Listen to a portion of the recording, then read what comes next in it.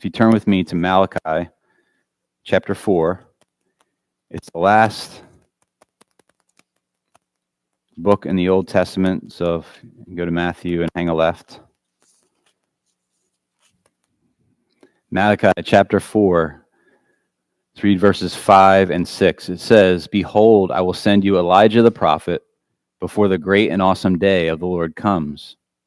And he will turn the hearts of the fathers to their children, and the hearts of children to their fathers, lest I come and strike the land with a decree of utter destruction."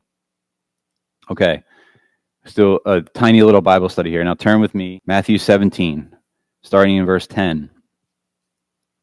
It says, "And the disciples asked him, 'Then why do the scribes say that first Elijah must come?'"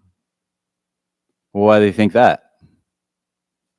We just read back in Malachi, the prophet, predicting that Elijah must come before the great and terrible day of the Lord. That's what it said. He answered, "Elijah does come, and he will restore all things. But I tell you that Elijah has already come, and they did not recognize him, but did to him whatever they pleased. So also the Son of Man will certainly suffer at their hands." Then the disciples understood that he was speaking to them of John the Baptist.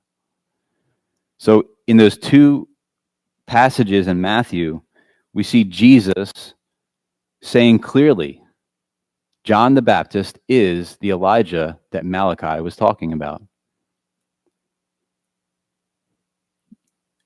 As I said, the disciples understood what kind of hearing, what kind of understanding do we need to perceive what Jesus is saying here about John the Baptist.